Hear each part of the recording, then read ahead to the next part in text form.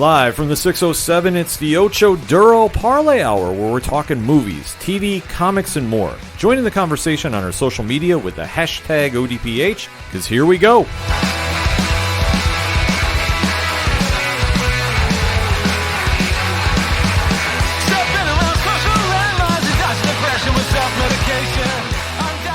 Welcome back for another edition of the ODPH podcast, better known as the Ocho Duro Parlay Hour. What is going on, ODPH Society? My name is Ken M. Thank you for joining us this week. And, of course, in studio, as always, the co-host. His name is Padawan J. Hello, hello, hello. Folks, we have a lot to break down in the land of movies, TV, comics, and more, so definitely join in the conversation on social media. You can find all of our links at ochoduroparlayhour.com.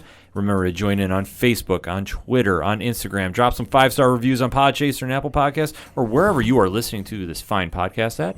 And remember to use the hashtag ODPH in the conversation. We have a lot to break down involving DC Comics this week, but we are going to kick off with a news story that is near and dear to our hearts here at the ODPH. We have been getting a lot of inquiries. What is going on? Is this event happening? Is it not? We have some news to break down, so we're going to kick off the show talking about New York Comic-Con. Yep, so New York Comic-Con was supposed to take place this October from the 8th to the 11th at the Javits Center in New York City, as it does every year. It's that first week of October, right as the leaves are turning colors and they're nice and cool. It's not too cold, not too hot. You know, we look forward to it every year. I know a bunch of our listeners and other podcasts on the East Coast look forward to it every year. You know, and it's always a lot of fun. You know, it's not exactly as big and as glitzy and as glammy as, you know, San Diego, you know, but it's still fun. It still packs some punch. And obviously with everything going on with the C-19 and things getting canceled, it was kind of like one of the last, if not the last, remaining large convention remaining. You know, we were kind of waiting, and we had applied for press passes, back in May? Yeah. We applied for press passes back in May, and, you know, they said, great, we received your passes. We'll notify you in, what was it, like 2 weeks or something like that, if you would receive them? It's usually within 2-3 weeks. Yeah, I forget what the thing said, but it told us maybe 2-3 weeks. You know, we'd let you know if you got them or not.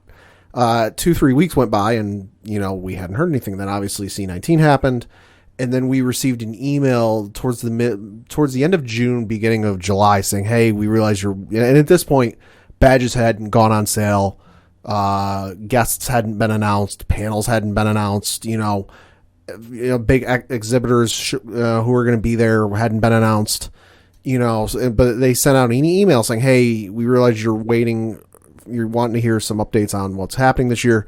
We can't give you anything right now. You're going to have to wait until the end or after the end of July. Yeah. So then flash forward to, what was this, yesterday?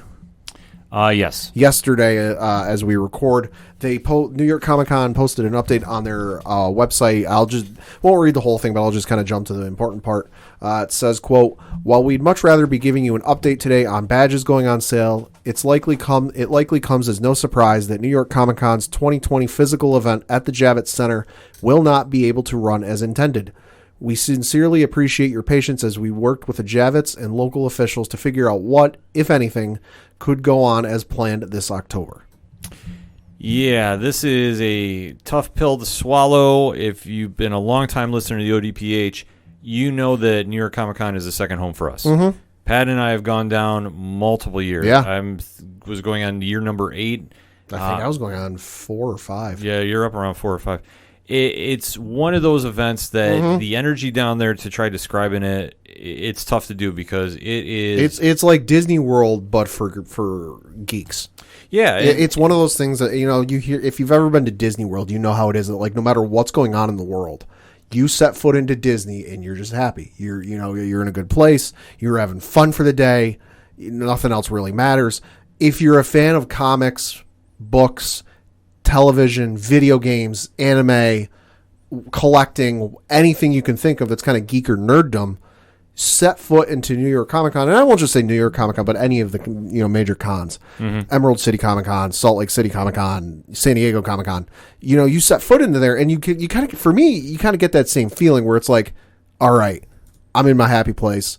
This is going to be awesome. Oh, absolutely. I mean, it has always been something since the energy of going down there. Mm-hmm. it has just been a truly incredible time to go. I mean, I remember my first time going, and I was completely blown away by it. And it's funny, my first experience actually wasn't going there for the first time. It was the year before. It was either the year before or 2 years before I actually went for the first time. I had a cousin getting married in Long Island, and I was going to school way upstate in New York, practically at the Canadian border. And I took a train from Albany, New York, down to the city, and I got off at Penn Station. And I got off, and I was connecting to the Long Island Railroad, and I'm seeing all of these people dressed up in costumes, and it's not like the crappy-looking costumes you see in Times Square. And I'm going, and I had no idea that New York City had a Comic-Con. I knew it was San Diego, but I'd never heard of New York Comic-Con. And I'm walking through Penn Station with, like, Scarlet Witch holding hands with Wolverine, and there's a Venom, and there's a Cap, and I'm like, what in the actual hell is going on here? And then I saw the posters, I was like, oh, okay. Well, New York has been around since 2006, but over the past few years, it has really grown into a very compatible partner with San Diego Comic-Con. Yeah. It's a 1A, 1B in a lot of eyes. Very much so. San Diego gets a lot more shine because Sure. it's movie stars, and you see a lot more of the film universe exposed over there, where New York has a more television feel to it. Some films, but you don't have the big Hall H moments per se that Marvel Comics does, even though they come to win New York every year, and they always have a very big package. And to see where New York has grown from just starting in one location to now it's at the Javits Center, it's at the Hammerstein Ballroom, it's at Madison Square Garden. It has grown into a pop culture event. Yeah. And like we've touched upon, we have gone numerous times. We have met so many great people down there, from other fellow podcasts to great listeners of the shows who have become great friends. It is a bummer, to say the least, that this is not happening. But with everything going on with the land of C-19, we knew this was coming. Yeah, I mean, it sucks, but at least for me, it doesn't hurt as bad as it might if I wasn't able to go for some existential reason. Just because I was amped up to go, was ready to go, ducks are in a line, and then weeks went by and we didn't hear back about press badges, and like there was enough time between that point in May and now here we are in August where like you hit a certain point, and I was like, all right, don't get me wrong, I would like to see it happen, but the fact we're sitting here in, May, June, July, like I think at some point in either the middle or end of June, beginning of July, I was like, yeah, this isn't happening. Like, badges haven't gone on sale. They haven't announced any, comic writers who are going to be there or artists. They haven't announced anything for this. I'm like, for me, there was enough time to kind of like, work through the stages of guilt or stages of sadness or whatever it's called. Yeah, stages of grief. Thank you, stages of grief, to like where like when they finally announced it, I was like, okay, kind of saw that coming. Well, I think they were waiting to see what San Diego was doing, and San Diego, when they announced they were going all virtual, that was going to be the first domino to fall, because if San Diego wasn't running, nobody was going to be running, in the normal fashion that we were going to see. So obviously, how New York works is, they usually have their fan verification open for anybody who wants to attend. And then badges go on sale roughly June, July, depends on when.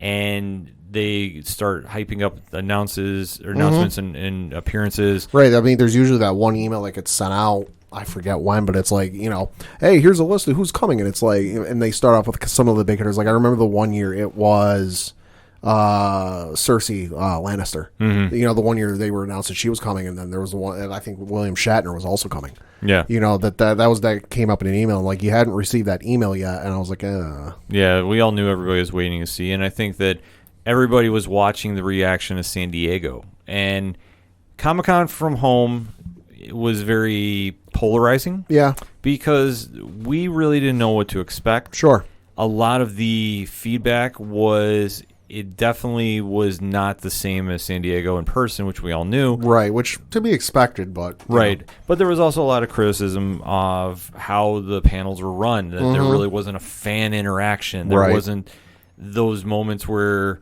a lot of the panels that were running at that time were taking questions from the audience. I mean, this is just some fair criticism that we've heard from fellow listeners and fellow podcasts. Sure. And they're very right. I mean, Yeah. it was a different experience this year. But that was to be expected. Yeah. I'm not mad that it was different and it felt weird. Oh, yeah, and God, no. I understand that. For me, it just felt like you kind of dropped the ball on making it kind of like a once in a lifetime experience. I agree. And they did have some problems, though, with the heavy hitters not showing up this year. Sure. And we've touched upon that, too. DC Comics is loading up Fandom for next week. Mm-hmm. So a lot of their big announcements that normally would be at San Diego, they're housing under their own event. Mm-hmm. Marvel Comics did not have the big MCU debuts or announcements that they normally do at Hall H or wherever the panel was going to be defined at this year. There was no big Star Wars panel. Right. So for what we had at San Diego, it didn't feel like San Diego. No. It was still content, and I'm very appreciative that it did happen. With everything going on, I wasn't mad about it, but I do understand the criticism of it. Yeah. I fully do. And I'm thinking that New York was sitting back and watching the reaction and saying, okay, we saw how this went. Can we make ours better? Mm-hmm. And I think that that's why we had the big delay about it. Could be. And now that we have the announcement that it's going to be going virtual, the rough draft of that has been announced. Yeah, so further in the next paragraph in the statement that was put out yesterday from the folks in New York Comic Con goes on to say, quote, NYCC doesn't stop just because we can't do what we've done in the past. Instead, we look to the future. We may not be meeting in the Q Hall each morning, but we're excited to join forces with our sister event, MCM Comic Con in London, to bring you New York Comic Con's Metaverse, our new online portal dedicated to delivering pop culture experiences right into your homes. NYCC weekend, October 8th through the 11th. But that's not even the next thing that's happening. This kind of came out of nowhere, like mid-July? End of July? Yeah, it was very sudden. Yeah, I don't even remember seeing anything announced about this. Like, I just remembered starting to see posts from the New York Comic Con Facebook page about stuff happening. I'm like, what the hell is this? Right. That is Read Pop, not to be confused with Read Pop Metaverse, not to be confused with New York Comic Con Metaverse. It's two entirely separate different things. Mm-hmm. I know some people are getting that confused, but they're two different things. Read Pop Metaverse is taking place, surprise, surprise, this weekend. Yes. So we were going to kind of break down a little bit of what to expect from this, which is going to be a virtual con. Yep. This is not New York Comic Con 2020. We can't emphasize that enough because the verbiage that is coming out is very confusing in our opinions. Mm-hmm. So we want to stress that this is going to be a separate event, and where I'm interpreting this is going to be the test run for what New York Comic Con is going to be like this year. And if you're confused or we can't explain it, their website is findthemetaverse.com. Yes. So, Pad, that being said, what is jumping out to you of the 4-day event that is going on this weekend? I mean, good, are we talking good or bad? Well, both. Good. I mean, there's some interesting stuff. There's, looking at tomorrow as we record, August 13th, they're having a Supernatural cast reunion panel, The End of the Road. It says, join Mark Pellegrino, Timothy Amundsen, Osric Chow, and Lauren Tom for a rare Supernatural cast reunion where they will discuss the show's powerful ending and give whole new insights into their characters and supernatural experiences. So stuff like, there's some stuff, but by and large, it's just how empty this is. Mm-hmm. Like, I was looking through there, it's going on August 13th, 14th, 15th, and 16th. I'll be honest, there's a lot, there's some stuff, there's not a whole lot where, like, with San Diego, it's like, oh, that'll be cool. That might be fun to check out or read what happened from. This, it's like, okay, there's one thing going on that day that's worth even checking out. Yeah, it's definitely not a big Comic-Con in comparison to San Diego and compared to C2E2. It's like I say, this feels like a rough draft for New York. It feels very thrown together. Yeah, it feels very thrown together, which I understand they want to say, okay, let's see how this works and let's see how the reaction is going to be, because you're still going to have that meet and greet moments, but they are very, very different. Yeah. So, Pat, you want to break that down a little bit? Yeah, so they're doing meet and greets. So if you go to their site or you go to findthemetaverse.com, and then you go to, I think it's guests, you've under guests, and then there's a thing where it says purchase meet and greets. It'll take you to a separate site where you can purchase meet and greets with some of the folks who are going to be there. Now, it's not everybody, but it's some of the folks. You have cosplayer Annie Mia, who's going to be there. You can either purchase a 2-minute meet and greet, or purchase a personalized video message, which will be emailed to you by August 31st. And so there's some interesting stuff there. You got comic guest meet and greets. So just to name a few, you can do a 3-minute meet and greet with Greg Capullo. You can do a 3-minute meet and greet with Tom King. Yeah. Or Scott Snyder. Yep. Mitch Gerards is also doing one. If you can, you can do a 3-minute meet and greet with Scott Snyder and Greg Capullo. There's also one for Tom King and Mitch Gerards. So those are some interesting stuff. Individually, they're all running about $22 to do a 3-minute meet and greet. Then you've got Doctor Who exclusive experiences. So Karen Gillan, who played Amy Pond, Arthur Darvill, who played Rory Williams, and then are both doing 2-minute meet and greets or a personalized recorded video message. Their per 2-minute meet and greets are running $137.50. And then their personalized recorded video message, aka like a cameo, if you're familiar with those, are $102.25. So there's some interesting stuff like that. Looks like there's an exclusive panel they're running. It's called Introduction to Sci-Fi Fantasy Writing, which I read through before we recorded. Won't read the whole thing here, but it's basically, if you've ever been interested in becoming a science fiction or fantasy writer, this is kind of a panel to help you get going and flesh out your story and your setting and really get you on the ground running. They're only charging $10, so that's not terrible if you really want to be a writer. Yeah. Nothing crazy. The folks who are going to be there from the Star Trek Picard are going to be there. So you've got Michelle Hurd, who plays Raffi Musiker. She is doing a 2-minute meet and greet and then a personalized video recorded message. Also Evan Evagora, who plays Elnor, is doing a 2-minute meet and greet and a personalized recorded video message. And then you've got Isa Briones, who plays Soji /Sutra /Dodge, doing a 2-minute meet and greet and then also a personalized video recorded message. Then you get into the crazy ones. Yeah. So then they've got the one Supernatural exclusive experiences. So Misha Collins exclusive Q&A, The End of Days, taking place Saturday, August 5th, 15th at 10 a.m., $6.75. Okay, not terrible. Not the worst. No, 2-minute meet and greet, Saturday, August 15th at 2 o'clock with Misha Collins, $362. Okay. A little high. Yeah. And then he's also doing a personalized recorded video message emailed to you by September 15th, $236.50. Well, if you're Supernatural, like Tyler from 30 and Nerdy, this might be something up your alley. Sure. Depending on what your fandom is for that. But that's, in my opinion, that's a lot. Yeah, and then you get to the creme de la creme, Misha Collins, 45-minute, 8-on-1 group meet and greet, taking place Saturday, August 15th at 11:40 a.m., $968.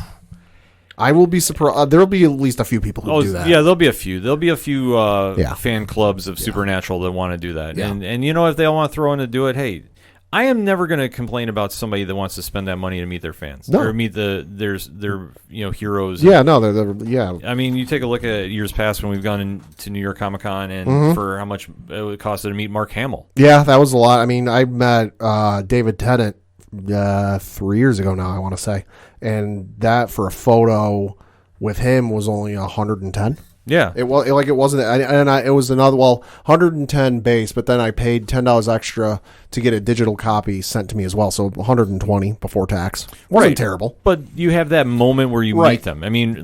For me, I have not paid for one, unless you count me buying a book to have somebody sign. Sure, because I met Scott Snyder, Greg Capullo for past 6 years. Sure. The first year I went, I didn't do any of the meet and greets or the photo stuff just because nothing really jumped out at me. The first one I did was David Tennant, just because I'm going, I always went through and I always looked at him and I'm like, oh, that'd be fun, but I just don't want to pay that price. Mark Hamill was like $200 or something like that. I was, and I was like, I'd like to, but little tight on money. Don't really want to do it. For me, I was like, I got to do. Even my sister, I told her, the thing came up in my Facebook memories the other day, and I posted it on her page, and she's told me, if you don't do get a photo meet and greet with David Tennant, I'm disowning you as a brother. So that to me was like, all right, it's $110. It's not terrible. To me, it felt like a once in a lifetime opportunity where it was like, when am I ever going to get the chance to spend, even if it's 30, 45 seconds, and meet David Tennant? Well, that's the one thing about when you go to the cons, and a lot of times you have to charge, or you have to pay for autographs and pay for signs. Sure. But you have those moments. Sure. Like I say, if it means a lot to you to meet somebody like that, and you don't get that chance in your everyday life, you know what? I'm not mad at you about it. It's nothing you got to hide about. Like, some people get very defensive that, like, oh, they pay for pictures. It's like, no, if you want to do that, be you. Like, I'm not going to judge you about it. Yeah. It's like, for me, like I say, I haven't, but if there was somebody there I really wanted to meet and it was a $50 deal, I'd go in line and do it. And that's the thing is, like, don't, if you get the opportunity to do it, and you can do it without bankrupting yourself. Yeah. Absolutely do it. Don't get me wrong. The Hobbits, what's his name? Sean Astin, and then Merry and Pippin, or some combination minus Elijah Wood, the Hobbits were supposed to be at New York Comic Con last year, and they were doing photo ops together. Don't get me wrong. I love the Lord of the Rings movies. I love the Lord of the Rings books. Would I have loved to get my photo taken with them? Absolutely. Yeah. But it was a little outside of my price range. Well, yeah, you have to be practical, and especially when you're traveling down there. There's so many different vendors down at New York Comic Con or any con you go to that you have to be really selective of what you're buying, because, I mean, you can go in there and completely go bankrupt if you're not paying attention right. There's so much down there, I mean, along with just meeting your fellow fans. But for what you're getting here with Metaverse, there's a lot of pluses, and there's some stuff that is a very interesting thing. The 8-on-1 meet and greet there, I still, in my opinion, that's a lot. But you know what? If you are part of a fan club of Supernatural, I can fully see people doing that. The thing is like, I've heard the name Misha Collins. I'm familiar with the name. I'm not familiar with the gentleman, but I've heard the name. I had saw this, and I asked you, because admittedly, I've never watched Supernatural outside of it being on at the gym, and I just happened to look up. I had to look at you, and I go, is Misha Collins worth that much? Like, if it was the two main guys, I forget their names. Jared Padalecki and Jensen Ackles. Thank you.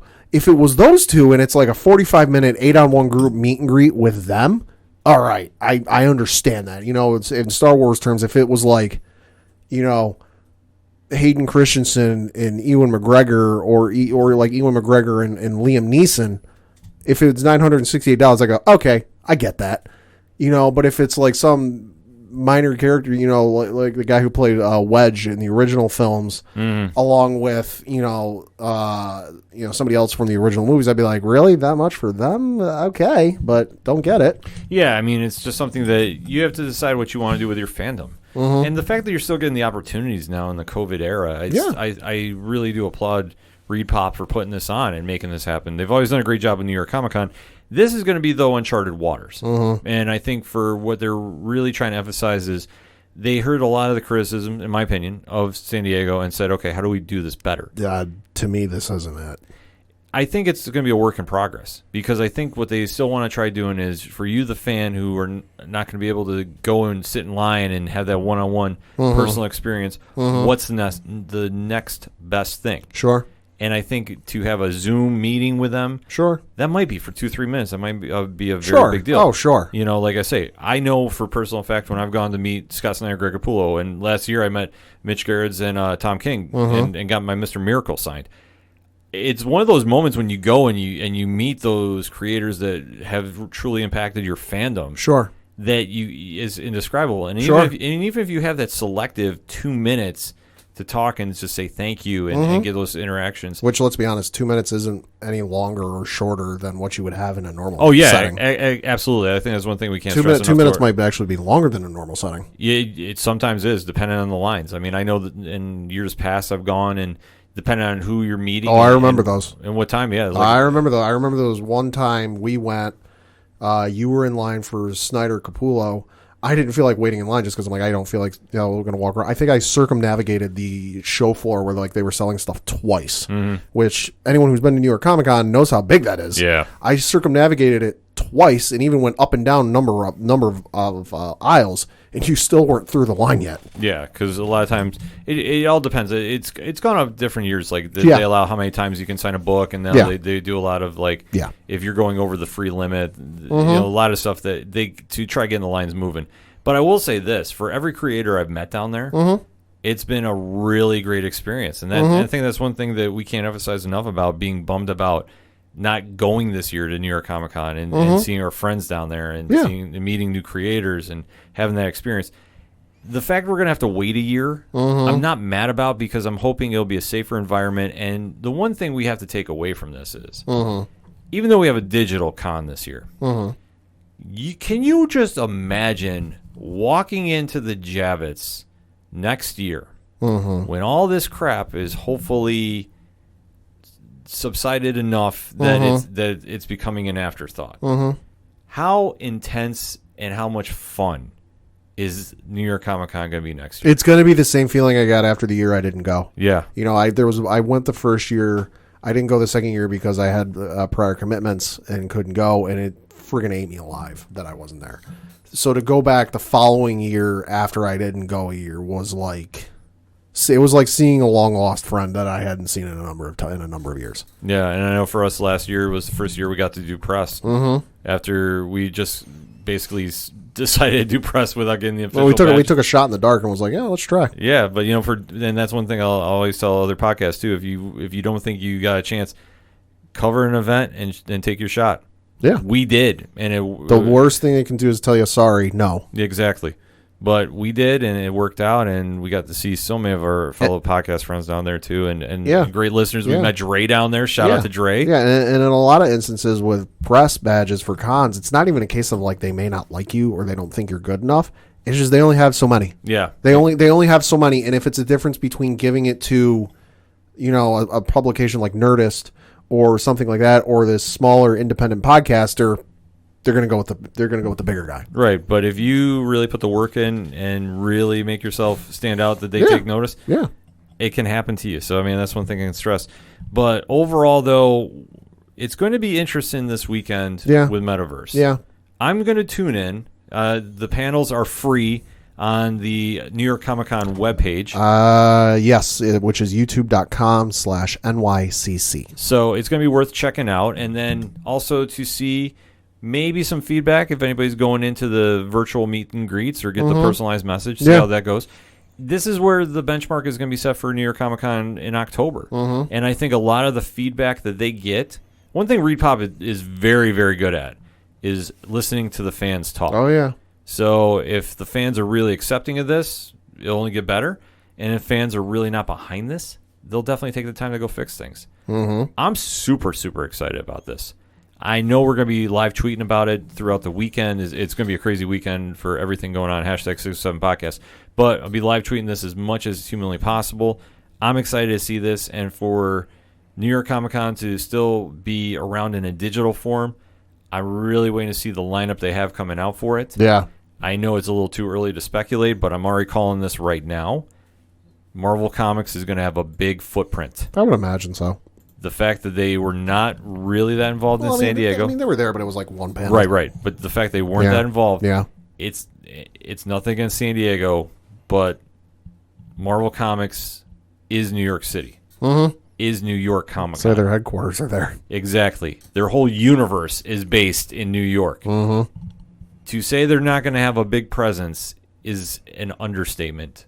And they're going to have arguably one of the bigger displays of the entire New York Comic Con in October. I'd hope so. I'm already going to go out on a limb and say this. I'll give you an unofficial ODPH prediction. Sure. You might see the Falcon and Winter Soldier first episode online.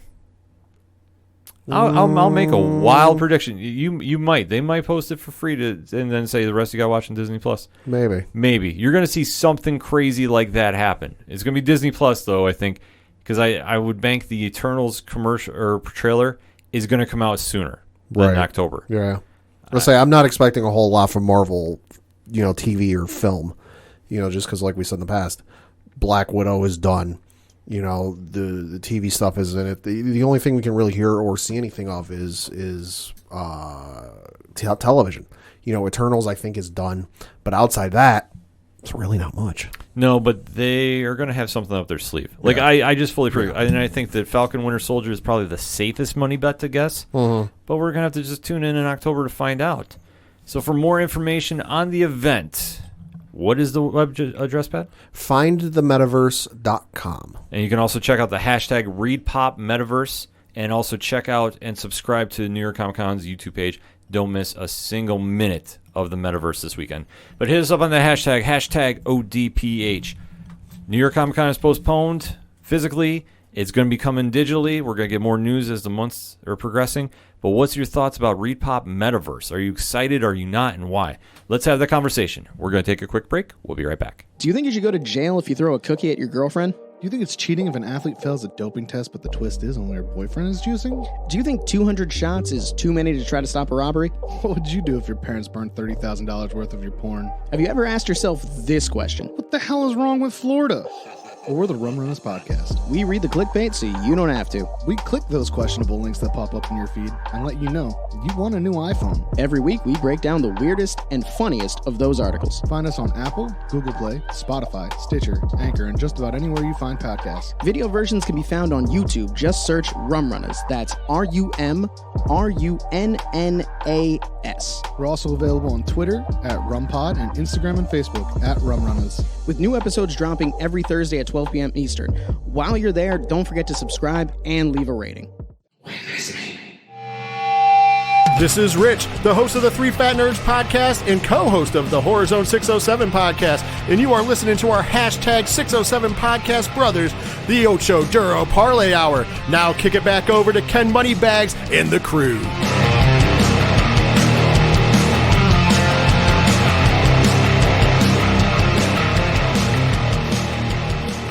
Coming back for the second segment on this edition of the ODPH podcast. And today, as we are recording, is another bittersweet moment in pop culture history. Yep. Tonight is going to be the series finale of Marvel's Agents of S.H.I.E.L.D. Talking about New York Comic Con last segment. One of the first panels I ever attended was the Agents of S.H.I.E.L.D. panel. It's one of the liveliest I've ever been to, that's for sure. Definitely is. It's a live crowd. Maybe they'll do a send-off this year for New York. Who knows? Maybe. It's always a fun experience, though. Clark Gregg and company always pull out all the stops. Really made it a fun time to come down to the Javits and check them out at the main stage. Yeah. And even when they got to Madison Square Garden past years. Yeah. So, as we said, tonight, though, is going to be the bittersweet end of S.H.I.E.L.D. They're going to be doing a 2-hour finale. Yep. But we have to recap last week's episode to get you all caught up. So when you jump in, you're ready to rock and roll. So we are going to be talking spoilers about episode 11, Brand New Day. So if you haven't seen it yet, and you know the drill by now, we're giving you fair warning. We're talking spoilers in 3, 2, 1. Pad, what did you think? Thought it was all right. You know, penultimate episode of sorts. Thought it was setting up things kind of nicely. It was okay.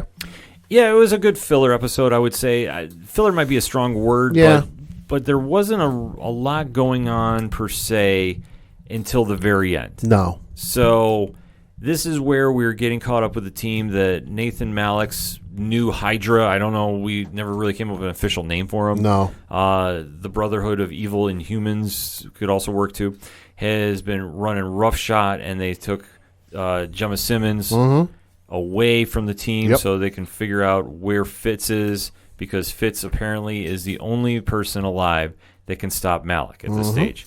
Time travel is a weird thing. Yeah. So Fitz is lost somewhere, even though Gemma knows where he is. Yep. Hasn't said yet.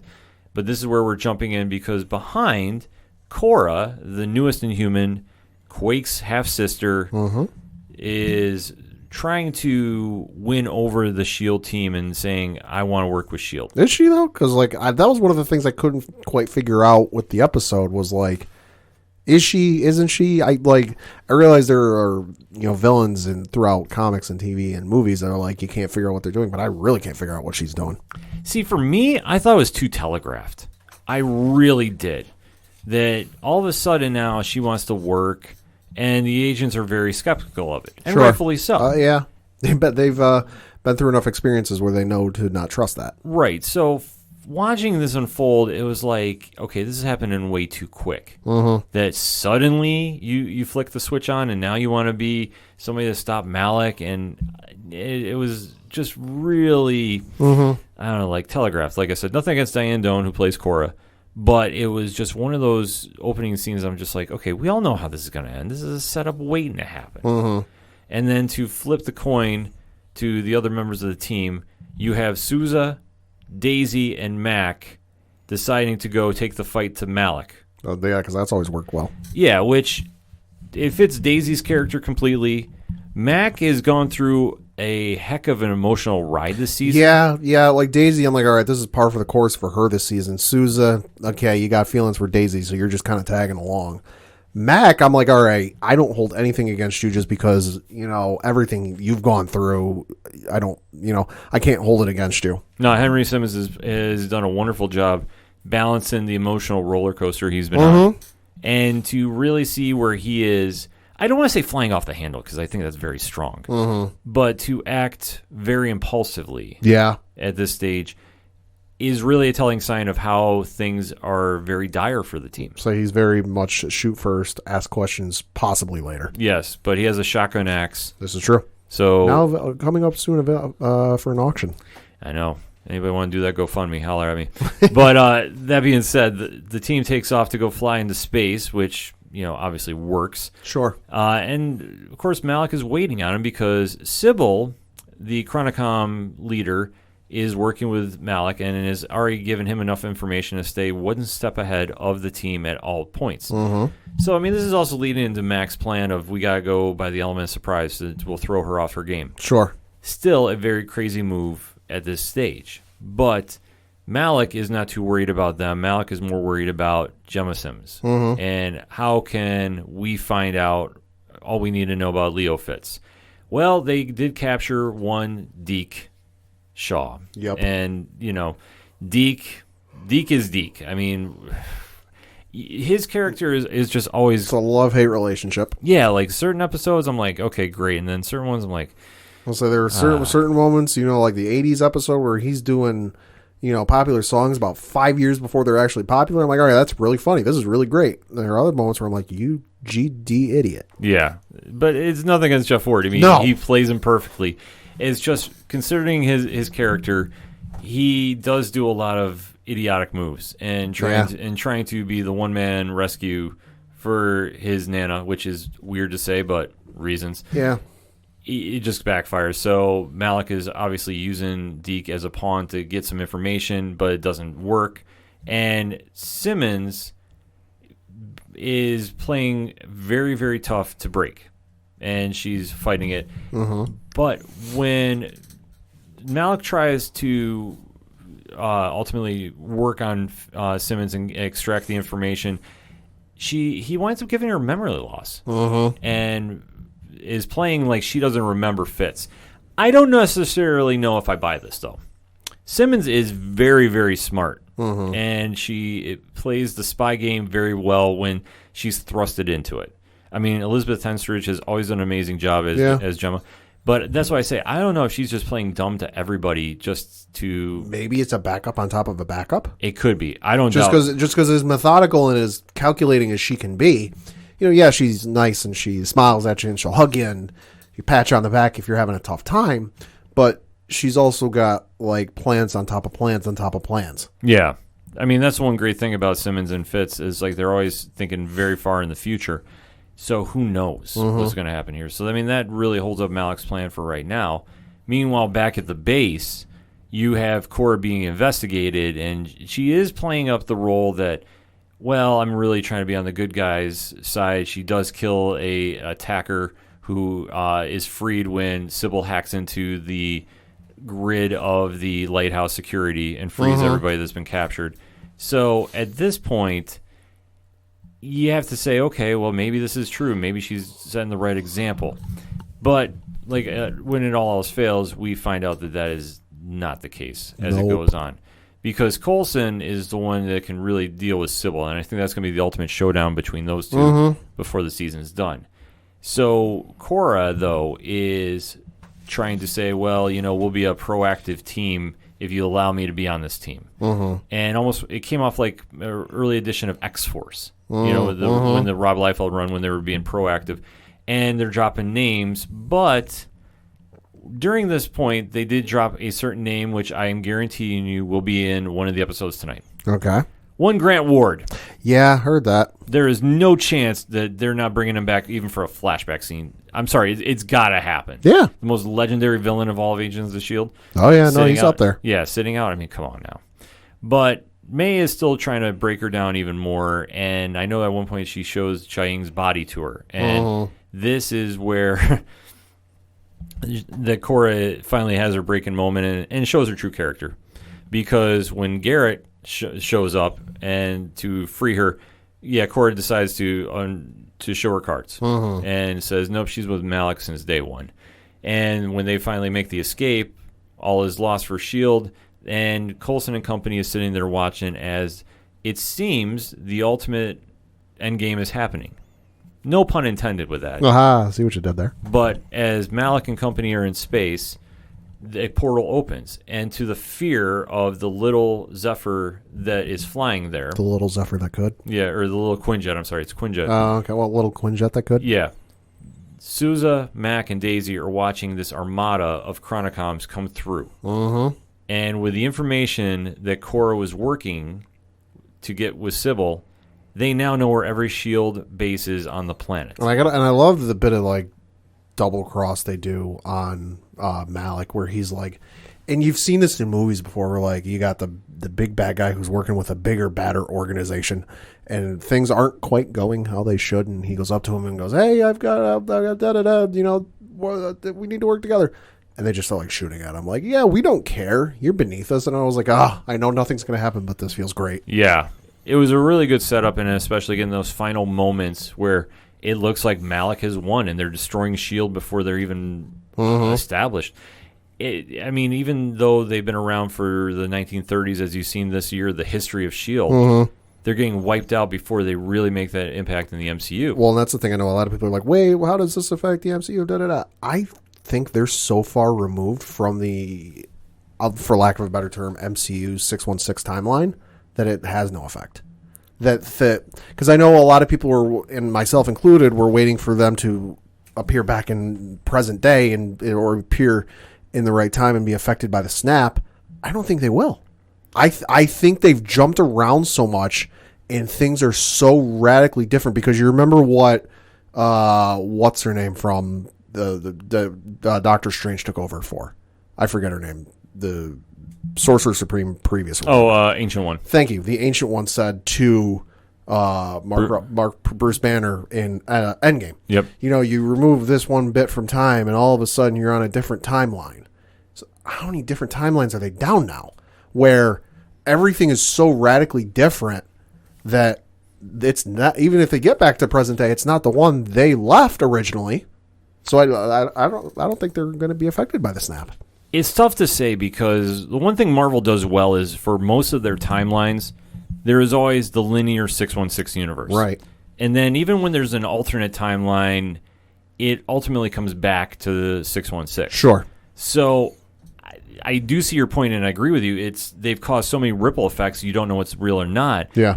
And I'm sure they could probably easily write it out with Thanos doing the snap, and that resets everything. Yeah. You would have to think, or when Tony does the snap, and right. that resets everything. Right. Either way, where they've been jumping around, it's tough to say how they're going to end this, because their whole identity has been based around that they've been in the MCU. Right. Obviously, now things are different with Kevin Feige running the TV show, and however they're going to finish out this run is anybody's guess. Because we do have the 2 episodes tonight. Yep. Is there any final predictions? I'm going to go out on a limb and say Clark Gregg dies legitimately, like can't come back even though he's an LMD. And then they're not going to go off into the sunset and be like, okay, we're going into quote unquote retirement. It's going to be one of those endings where it's like, okay, and then they went off and they kept doing what they do. I think what you're going to have is the end-all be-all battle. Yeah. You're going to see Grant Ward show up at some point. I cannot see Brett Dalton not being a part of this. You're going to see Fitz finally make his triumphant return. And it's not in a flashback. And you're going to have the team basically be wiped off the timeline, And I think where it's going to end is Daisy is going to be sitting in a room or somewhere, and you'll see her remember what happened, but everything has been changed. And that's what it's going to end. That she'll be the one to be the catalyst for the new S.H.I.E.L.D. Whatever that version is going to be. It's really unpredictable to think of what they're going to do, even though, I mean, we can kind of guess it as best we can, because with the future of S.H.I.E.L.D. being wrapped up tonight, it's going to be really puzzling to see where everybody goes from here. Because there's been rumors we've heard about the Secret Warriors project. Right. Obviously, Daisy Johnson is a part of that universe. Is Chloe Bennett going to be there? We haven't heard. I know that she's been very vocal. She'd love to stay on and be a part of that. Sure. Who knows if Phil Coulson is going to be brought into the MCU? And we're how many years removed from him, quote unquote, dying and then coming back, and they still haven't mentioned him being back. Right. I think at this point they're just going to, close that book. But you never know. Like for a new show like that, they might be willing to bring back maybe him and Daisy, I think. Maybe. I mean, I'd love to see most of the team come back too. I just don't think it's going to happen. No. So that being said, I expect all the stops to be pulled out tonight. I expect a lot of emotional moments. I expect some of the team members to get killed off. I think this is going to have that season 5 finale feel to it. Probably. On top of whatever drama you can add to. It'll be a great way to send off Marvel's MCU voyage with ABC. And then where the future goes from here is anybody's guess. This is true. But hit us up on that hashtag ODPH, Agents of S.H.I.E.L.D. It's going down tonight. We are going to be covering it next week. But if you can't wait, on the East Coast Avengers YouTube page tonight, immediately after the final episode, there's a big crossover going on involving the ODPH, East Coast Avengers, Wednesday poll, and you don't know who else is going to be stopping by. So if you're not subbed to the East Coast Avengers YouTube page, get subbed. Don't miss a minute of the action. As soon as that episode is done, we are going live to give our official instant reactions to the show. And then definitely tune in next week to hear everything the ODPH is going to be breaking down about Marvel's Agents of S.H.I.E.L.D. But hit us up on that hashtag. We're going to take a quick break. We'll be right back. My name is Paige, and I'm the host of Reverie True Crime. Reverie means to daydream, but even daydreams can become nightmares. Come join me and get lost in horrific reverie about true crimes and eerie events. Reverie True Crime Podcast, available wherever you stream your favorite podcasts. Hi, this is Jimmy Gazdick from Crimson Brethren and Floodlands, and you're listening to ODPH. Coming back for another segment on this edition of the ODPH podcast, and it is a very bittersweet week here on the ODPH. One of my favorite shows had its season finale, and that is DC Universe's / CW's. Soon to be CW's. Oh, yes. We'll get into that for one-shots. Yeah. We were debating about opening up about that and deep diving in that with everything going on New York Comic Con, but just couldn't do it. So trust us, we're going to have a lot to say about that when we get to one-shots. But for right now, we got to talk about Stargirl. The surprise hit of the DC Universe. Yeah. It definitely has been a hit for the CW. It has been renewed for Season 2. So everybody's question going into this week is, how is it going to end? So I am going to be talking spoilers. You know the drill by now. So in 3, 2, 1, what did I think of Stars and Stripe Part 2, Episode 13? I thought it was damn good. It was everything you wanted from a finale. Albeit, though, there were some elements that I could have kind of done without. Sure. But like I say, there was more good than bad, so we'll just jump right into it, because right now this is where the Injustice Society has finally had the new Justice Society of America on the ropes. The plan for New America has taken over. Brainwave has been slowly brainwashing everybody in multiple states to reprogram everybody and just basically be mindless slaves under the Injustice Society. Sure. Our team has been trying to break in and stop everything going on, but unfortunately, if it's a fully developed mind, they've already been taken over. So this takes out Stripe, the one and only Luke Wilson, who plays exceptional on this finale, to Barbara, played by Amy Smart, and the Shining Knight, who is still one of my favorite characters, and I can't wait to see him come back next season. He's already kind of won me over he drops those one-liners out of nowhere. And where we pick right up is where Stripe is having the fight with Stargirl because he's possessed. And it's a very cool moment where they have this going on. And you can definitely tell the action choreography has been very on point for this show. I will say there is times where you can see them doing some extra flying in midair that you can tell just is a little too much. It's like, okay, sure. Everybody's here. But it's one of those cool moments like when they start doing their fights, it does build up very well. Though you do see that eventually Stargirl does wind up getting the team or Stripe's actually freed up. And he's kind of because if you're fighting the brainwashing, it's only hurting you, and there's like a 25% chance of everybody's brainwashed is going to get killed off. Right. So that's another reason everybody's really stepping up. So when they get really rocking and rolling, though, is when they have their meetup with the Injustice Society. And it's kind of comes across as the Civil War feel. Like you remember seeing when Team Cap and Team Iron Man were running at each other? Yep. Same kind of vibe happens. Okay. Because makes sense. Once everybody gets freed, because Dr. Midnight has a very cool moment in the series and sets up for a rogues gallery. Angelica Washington had, I would say, arguably her best episode this one. Because she is going one-on-one with the Gambler, who is sitting there behind the computers and really trying to take full advantage of New America. And where she winds up going at him is to get him distracted. She hacks into his bank accounts. Oh, geez. And starts giving all his money away to charity. So it's a very cool back and forth going on between Eric Owens and Angelica Washington for this episode, the past two. I can't wait to see more of that next season because it was definitely a cool moment to see. But once everybody is having their moments too, and you see the Injustice Society show up, Sportsmaster and Tigress are fighting, and you see the rest of the team is finally freed up, this is where stuff gets wild. And this is where everything really picks up, because once you have the Gambler realizing everything's falling apart, he frees Solomon Grundy. Oh, that's always a good idea. So we finally see the real Solomon Grundy in all the CGI. On a Sunday. Yeah, and it was a definitely cool moment. And during the fight scene, too, you see that the Shining Knight is having the big sword fight with the Dragon King. And who winds up getting freed and doing the unthinkable? Shiv, the Dragon King's daughter. And what does he want, or what happens to him? She kills him.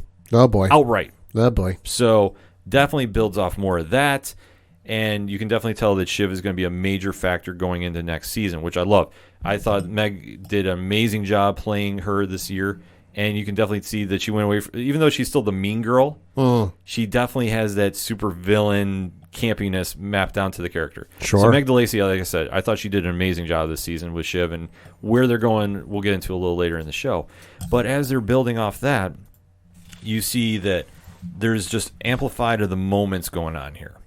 That you see Wildcat is breaking away to try stopping the satellite from blowing up, and there's a segue where she's running in a hallway and she's fighting off the Dragon King's drones, and then all of a sudden one of them reveals his mask, and it's Henry Jr. Who apparently is alive, except that Wildcat is onto something a little that Brainwave says, or Brainwave Jr. says, and says, well, take me to where your friends are. And immediately you see Yolanda just pause, and then she slits his throat, and she goes, they were Henry's friends too. And it turns out that was Brainwave 1, who had left the room because he had it going on autopilot for the New America project to go confront and stop the team, and he let his guard down, and Yolanda slit his throat and kills him outright. Oh, jeez. And one of the wilder moments that you just did not see coming. But it was so well done, too. And another moment that was very well done is you had the fight scene between Solomon Grundy and Stripe, who is sitting there and is trying to go one-on-one with Grundy. And you see Grundy is just ripping the suit apart and is no match. But our man has finally had the showdown he wanted. And they have a great standoff battle. Albeit, though, the ending was, I guess I would say it was a little bit of a letdown. Okay. Because our man just is beating the holy snot out of him. And his whole thing is, you killed my parents, I want revenge, and he's driven. And then he's like ready to finish him off, and you see that he basically breaks Solomon Grundy down into a child. That Grundy is like has his hands up covering in fear. Oh, jeez. And then all of a sudden he's like, "Rah!" And then he throws a stone away that he's going to ready to impale him, and sets him free. Which I didn't necessarily like how that ended. I thought it was like, okay, this is really a letdown. Like you're gonna let the guy go after all he's done to you. Sure. But if it's gonna set up for something next year, sure, keep it going, and we'll kind of go from there. During this entire time, too, you see Icicle is making his big last-minute plan that he sees everything is falling apart. Because his satellite is now destroyed because Stargirl and Wildcat just go at ease, too, by the way, and destroy the satellite, which came up through the middle of the football field. Right. We have to remember this, too, that even though everything has been going on with this world domination thing, it still happened in small-town America. And you see there's nothing wrong with a giant satellite emerging from a football field. And Stargirl just destroys it with ease, which I thought was kind of a letdown, too. Because you would figure with such a devastating device, how would you let an amateur get to it and blow it up? I don't know. I just kind of thought that was odd. But when all this is happening, you see Icicle is breaking away. He winds up finding Barbara and Dr. Midnight and destroys Dr. Midnight's goggles. So this is where it's going to be interesting next season. I would imagine that they're going to reboot Dr. Midnight a little bit and update the goggles. Yeah. But this is definitely a turning point because he takes Barbara hostage at this point. Oh, jeez. Yeah, which I thought was a really interesting moment because you've now seen a lot of emotion from Icicle, which you hadn't seen prior. Right. And it was really telling to see because it just had, when the desperation of his plan came through, that he had nothing left, and it was just going back and forth between like anger and wanting to succeed, and it was a fair balance too. Like I said, Neil Jackson played a great character of Icicle the entire season, but you definitely did see a little back and forth of like, was he mad at Barbara or was he trying to win her on his side? And like there was one moment too where he gives her like a weird hug because he's just babbling like, I could have saved the world. Like if you listen to me, I could have cured cancer. I could have cured this, and like we had the plan mapped out. And it's so manic in how he's talking, and yet it seems like he's trying to win Barbara over, but it just doesn't happen. And at this point, he tries throwing her off the edge, but Pat saves her. It leads up to this big battle, which I have to say this was another disappointing scene. Because there's a big battle going on with Stargirl, comes flying in to stop Icicle. Icicle falls, like they're battling on a rooftop. He winds up falling off. She winds up falling, but Wildcat catches her. And everybody was kind of saying, oh, Wildcat can survive jumping off a building. It's like, if memory serves me right, Wildcat has 9 lives. So you can kind of see where that power is coming in. But when Icicle falls off the roof, after he's been the big bad, he wiped out the Justice Society. He's in full Iceman mode. Like, that's what he looks like. Pat, do you want to guess how he got taken out? No idea. Mike, the little brother, comes driving with a truck and hits him and shatters him. Oh, jeez. And I'm going, wait, hold up. This is how you're going to write off? It was like when the late Bill Paxton was killed off in Agents and S.H.I.E.L.D. Okay, yeah. You remember how, like, he was the big bad for that good three-episode stretch? Yeah. And then Clark Gregg hits him with a laser and he's gone? Oh, yeah, okay. Gotcha. Same kind of vibe. Gotcha. To the letter. And I'm like, I did not like that happening too much, but it is what it is. The Gambler, though, does clear the ISA's files, though, from the computer before he takes off, which is going to be a plot for next season, too, because as far as we can tell, that we still have the Gambler is running loose. Sportsman and Tigress, I believe, are still lurking around somewhere. Like, we didn't find like where their final story was at. But where they're going to go with reforming the ISA is going to be really fun to see because you do see that Shiv is still lurking around. And I'll get to where she is in a second because after all this fighting happens, too, I know I'm jumping around a little bit, but there was so many different parts happening after the big battle that I don't want to say it kind of reminded me of like when I've talked about Titans for the Yeah. DC universe, Yeah. where you have those big moments and they're done too early, and then you have that little gap for like the rest of the episode where you're like, okay, this could have been part of something else. Yeah. You almost have that happen here because there's like some cliches. At least to me, it felt very cliche, where you have the team is after everybody has the final battle and they're dealing with the ramifications of it. You have the Shining Knight is taken off to find the rest of the Seven Soldiers of Victory, which is a cool moment too. Like you can definitely tell he'll be back next season, which I definitely want to see. You see that they jump forward a little bit and it's Christmas time, and you see Stargirl take off and she's flying to the water tower with Stripe, and they have like this real cool sit down moment after having like the finally like she accepts him as her dad. And like I say, it was kind of the cliche way to tie up the season. So it wasn't like a big like, okay, we really needed to see this. But I understood the purpose for it. Wasn't mad about it. I thought it took away a little too much. Like Sure. they could have summed up. That's where I'm going with this. But how they leave it off, they crank back up the intensity of where they're going for next season. Okay. Now, if you follow the Justice Society or Starman, you know the villain Shade. Well, Shade makes his appearance in this. That when they write off of how the ISA's New America plot was written off as an earthquake, you see that now that he's in the main villain room that was underneath the Dragon King's building, and basically saying, all right, now it's my turn. Like one of those moments. You do go flash forward to Civ 2 as well. And she is going through the Zarik's storage units. And she finds a gem. Now, if you're not familiar with DC Comics, you might not know what this gem is. It is the gem of Eclipso. Pat, do you know who that is? No.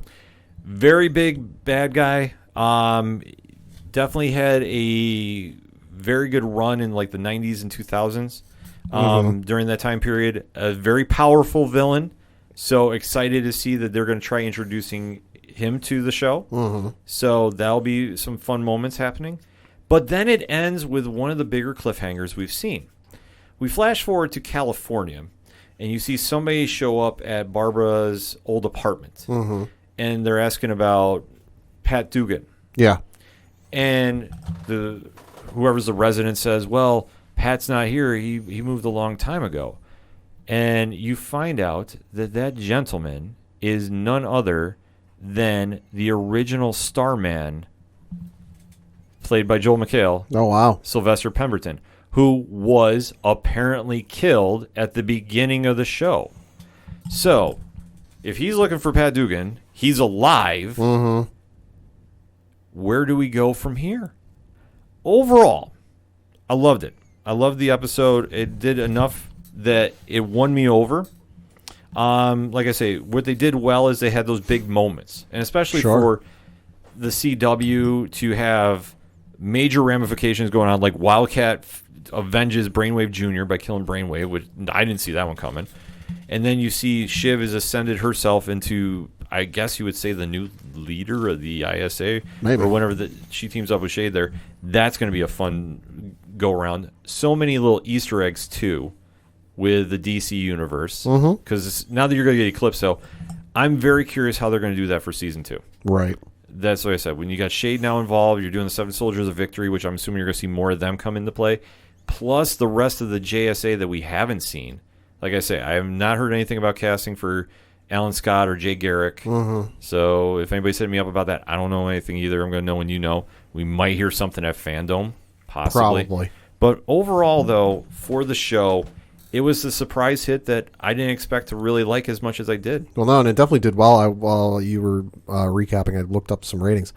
Did real well for the ratings for CW. It averaged 946,000 viewers for its entire season, which looked up the other Arrowverse shows. And it does very well when you compare it to the other Arrowverse shows. So all the DC CW properties factored in, and these are all last season numbers courtesy of Nielsen that I found on TVSeriesFinale.com. For last season, The Flash finished number 1, averaging 1.258 million viewers. Okay. Batwoman finished in second, averaging 0.995 million viewers. After that was Stargirl which finished third with 0.946 million viewers. After that was Arrow, which finished with 0.838 million viewers. And then after that was Supergirl, which finished with 0.837 average million viewers. And then after that was DC's Legends of Tomorrow, which averaged 0.764 million viewers. And then you had Black Lightning rounding them out, averaging 0.655 million viewers.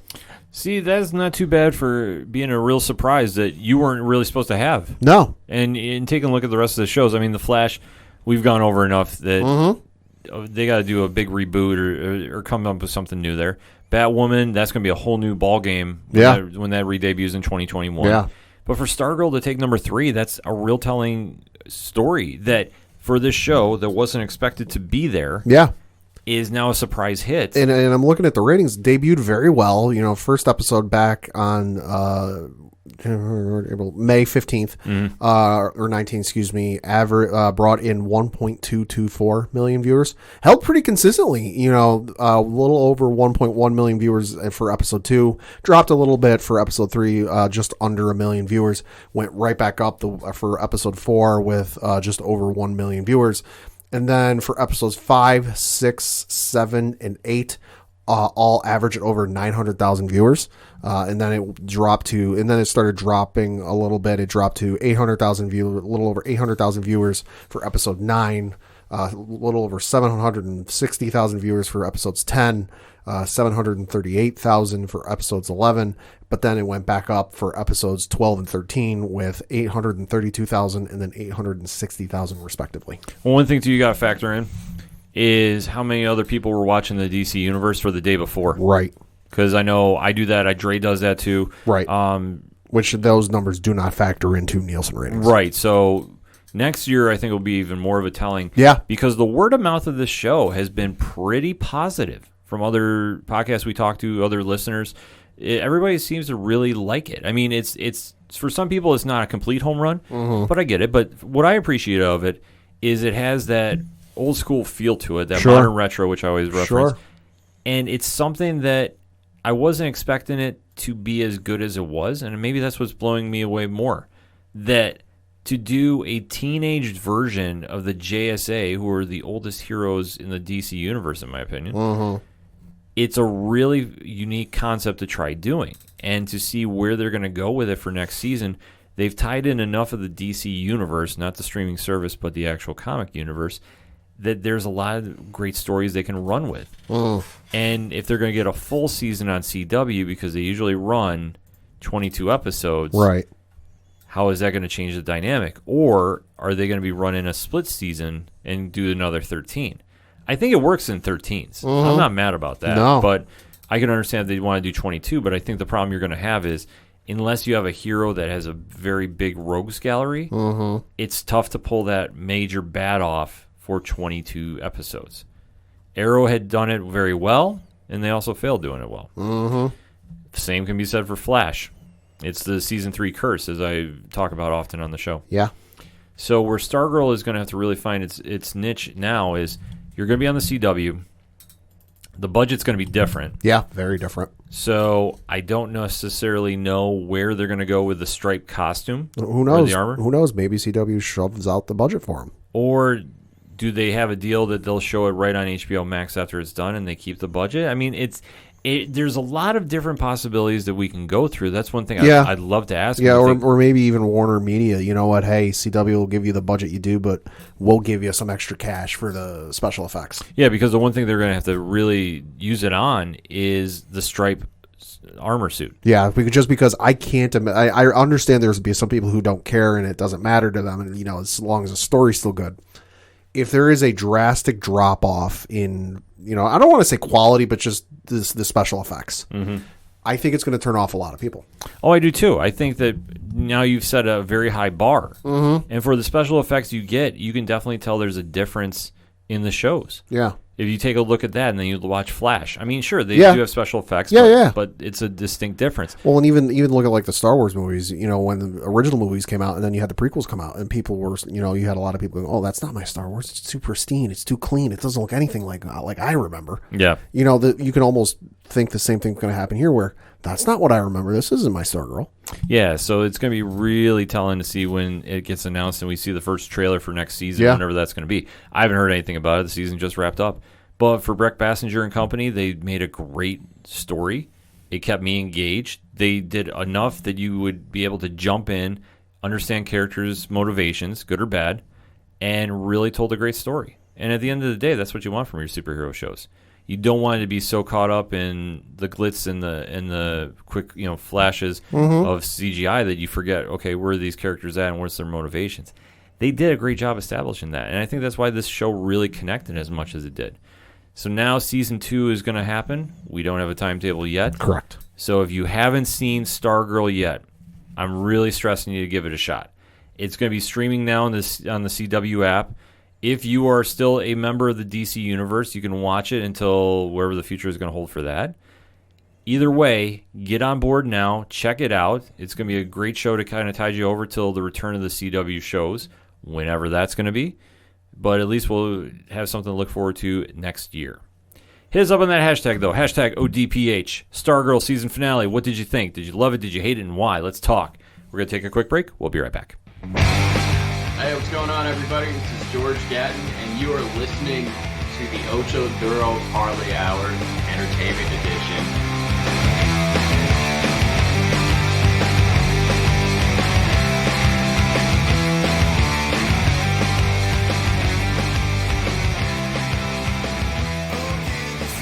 Coming back for the final segment here on the ODPH Entertainment Edition. Yeah, I got something to mention before we get into those one-shots, something near and dear to our hearts, and hopefully something you can help out with. Our good friend of the show, George Gatton, wrestler extraordinaire, friend of the show, friend of a lot of people here in the 607, is running a sale on his website, georgegatton.bigcartel.com, where he is selling a Lebanon shirt for $20, with all proceeds going to help out the current situation going on in Beirut, Lebanon. For those who don't know, George is Lebanese himself, so he's got deep family. I'm pretty sure he still has family over there. Yeah, he does. He's got family over there, so he's got a deep personal interest in wanting to help the people out there. So if you are looking for a way to help out those in Lebanon, go to georgegatton.bigcartel.com to purchase a t-shirt. 100% of the proceeds from buying this t-shirt are going to get donated to help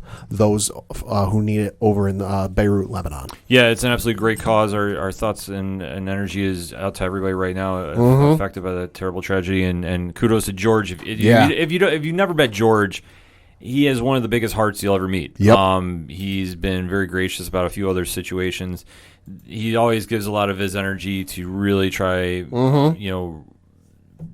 helping people out in situations. He's got a big heart. Got a very big heart. So we're going to post that link in the show notes for this episode. But if you want to pick up a cool shirt, I know it's Cool Tea Thursday coming up from our friends over at Talkin Shiz. This would be something to definitely wear on there and definitely promote. So let's try making that happen. And shout out to George. He's long overdue to make a return on the ODPH. So I know he listens. I know he's a subscriber. So George, let's chat sometime soon, hey? Yeah. So let us get back into the news, though. And unfortunately, we're kicking off one-shots. And one of the most... Yeah, there's no easy way to describe it. I kind of alluded to in the first segment, and the more we got rolling about Metaverse, I didn't want to even go near this subject until we had a second to digest and really wrap our heads around this. Yeah. So, Pad? Yeah, so the news came down on Monday that there was a huge layoff from DC Comics and DC Universe. According to the HollywoodReporter.com, reads, quote, Monday's Warner Media layoffs have affected a significant number of high-level figures at comic book powerhouse DC, multiple sources tell the Hollywood Reporter. Among those said to be losing their positions are Editor-in-Chief Bob Harris, Senior VP of Publishing Strategy and Support Services Hank Canals, VP of Marketing and Creative Services Jonah Weiland, VP Global Publishing Initiatives and Digital Strategy Bobby Chase, Senior Story Editor Brian Cunningham, and Executive Editor Mark Doyle, who oversaw the rollout of the Black Label graphic novels. Jim Lee remains the CCO. Roughly 1/3 of DC's editorial ranks are being laid off, according to sources. Insiders also say the majority of the staff of the streaming service DC Universe has been laid off, a move that had been widely expected as Warner Media shifts its focus to the new streaming service HBO Max. Quote, DC Universe was DOA as soon as the AT&T merger happened, said one source. So a little bit of a Black Monday there. Yeah, this was definitely not the news you want to hear, especially anybody losing their jobs right now with the COVID pandemic going on. Mm-hmm. You don't wish that on anybody. You might not be a fan of somebody's work, but you definitely don't want to see them in this kind of situation. No. And especially this is not too long ago since Dan DiDio, or Dan DiDio, sorry, I always mess up when I pronounce that name, was let go from DC as well, and this is just another very big shakeup for DC. Yeah. And I know that plans for doing the 5G generations, if I read correctly, that is off the table now. Yeah. Jim Lee is still remaining as CCO, which is a good thing. Yeah. But the big takeaway from this is the DC universe we've alluded to. We're quite sure what the future of it was once HBO Max got announced, because when they were saying all of Warner Media is going to be on here, and you're like, all right, what's this mean for DC Universe? And, we kind of thought we had an idea with, it seems like they're going to let the two coexist with Doom Patrol Season 2 premiering on both services simultaneously, and then they started moving some stuff over. I know the Harley Quinn animated series got moved over there, and just some other stuff started getting moved over there. It was kind of like, all right, the writing might be on the wall here, and then down came this news.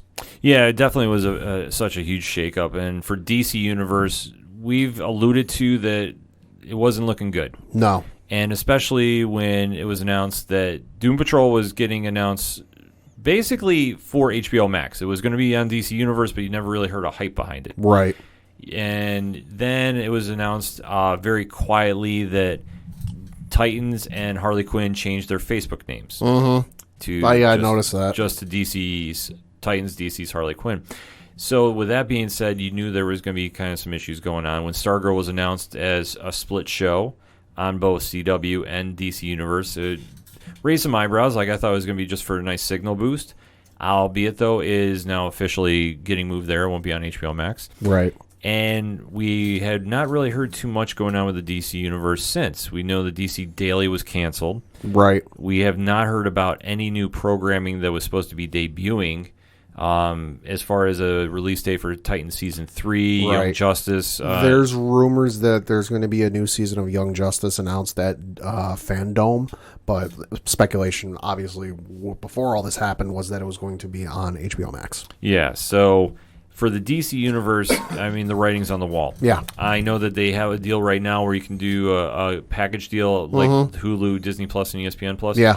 For the DC Universe app, and if they can somehow tie in the comics library to that, sure, I think that would be a great way to I don't want to say finish it because I'm not wishing that, but obviously the writing has been on the wall, and I think it's going to get morphed into there. Yeah. So as long as the comics library is still there, because I know a lot of people use that for their fandom, and and have that taken away, I think would be a very, very bad move, but I understand why. Yeah. Because it has not been the gangbuster subscription service that I think they thought it was going to be. No, and especially I was reading reports the other day that, AT&T, with the merger and everything else, is something like $200 billion in debt. So that's why, with talk of them, a couple of weeks ago or months ago, we were talking about them looking at selling the Warner game division, and now this. It's kind of like, this is why they're doing that. Yes, but it's just absolutely crazy to hear about the layoffs happening, and especially too with how well the DC Black Label has been accepted. Yeah. With their editor now gone, it's like there's a lot of uncertainty going on in here. I know Cheers of Comics has talked about it a lot. I know our good friend Justin over at Soundaround has made a couple posts here and there. It's going to be a very, very compelling time for DC moving forward, and hopefully everybody that was let go can find quick work again and get back on. Especially if they're going to be doing a lot more independent comics. Definitely, if you've been a fan of these creators, support them. Yeah, absolutely. Go pick up their stuff. Yeah. Oh man, just hearing about that was just like, what? And still in shock waves. And going into DC fandom too. I mean, the timing, like 2 weeks before. Yeah, the timing about this is time and place. Yeah, I know. Like, it's tough. So, if fandom wasn't a must-watch event, you're going to see the ramifications or whatever the new course of action is going to be for DC Comics happening that week. So, we're definitely going to deep dive into that on next week's show. So, man, that being said, what else you got? Yeah, we got some disappointing news for the Avatar: The Last Airbender live-action series. It was announced today by original series creators Michael Dante DiMartino and Brian Konietzko are no longer involved with the live adaptation. DiMartino posted an open letter on his personal website saying, quote, "When Brian and I signed on to the project in 2018, we were hired as executive producers and showrunners. In a joint announcement for the series, Netflix said that it was committed to honoring our vision for this retelling and to supporting us on creating the series, and we expressed how excited we were for the opportunity to be at the helm. Unfortunately, things did not go as we hoped. And who knows? Netflix's live-action adaptation of Avatar has the potential to be good. It might turn out to be a show many of you end up enjoying, but what I can be certain about is that whatever version ends up on screen, it will not be what Brian and I envisioned or intended to make." Close quote. So, real disappointing news because, as a lot of people know, Avatar: The Last Airbender was a animated series that originally debuted on Nickelodeon way back in, I want to say like 2005, 2003. Yeah, something like that. Somewhere back in there. One of the highest rated, most praised animated shows of, modern times. Very beloved. When it got added to Netflix back in like June, I want to say, it was in the top 10, list on Netflix for like a solid month. It was number one for a few solid weeks, if not for like a month. So very much beloved. And I remember when this got announced, there were a lot of people, because I do love Avatar. I am an Avatar: The Last Airbender fan. When this live action series from Netflix got announced, I'm like, okay, been down this road before. I remember going to see the M. Night Shyamalan movie, which was god fucking awful. It is atrocious. It is a piece of hot steaming garbage. That take your if you've never seen it, don't. But just to compare it, if you have a television series that you are a big fan of and you really love, picture that first season being condensed into like an hour and 45 minutes. Yeah. It's not good. No. So when they announced the series initially, I was like, okay, been here before. Not real gung-ho about this.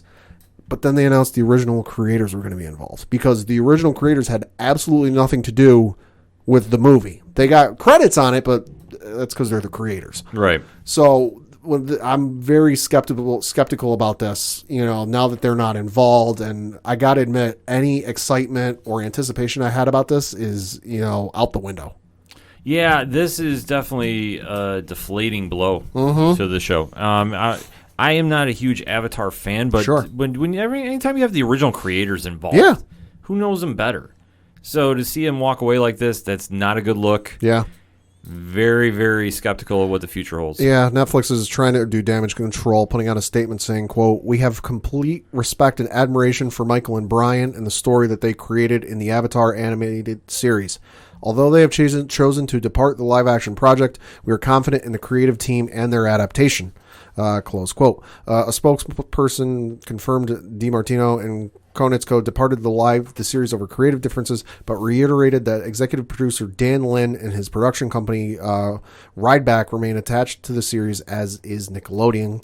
This according to IGN. So, hopefully it's not terrible because a lot of folks they hired are still there, but anytime you have the original creators leave due to creative differences, not a good look. It's not a good look. You can go through the history of time about that. Yeah, no, it's not.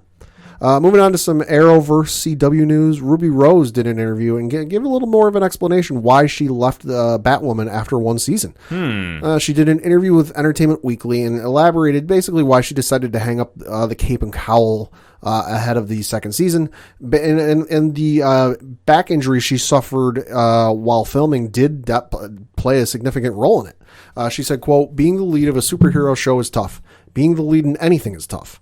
But I think in that particular instance, it was a lot more difficult because I was still recovering from my surgery. I had my surgery, and then 10 days later, I went to work, which maybe wasn't the best idea. Most people take about a month or 3 off before they return to work, so it was definitely made more difficult by that. But as far as being a lead of a show or film, regardless if it's action or if it's emotional, in whichever ways, it's taxing," close quote. So, yeah, for those who may not remember, she underwent emergency surgery last year because after herniating 2 discs from doing some stunt work on the show, and which triggered a pre-existing injury to flare up. And she was in constant pain with her, and it was at risk of her spinal cord being severed and paralyzing her. Mm-hmm. So got injured her back, went to surgery, and then was back to work 10 days later. Yeah. So I understand why. You could understand, and you know what?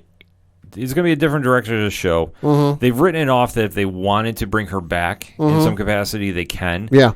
So I get it. Yeah. It is what it is. Yeah.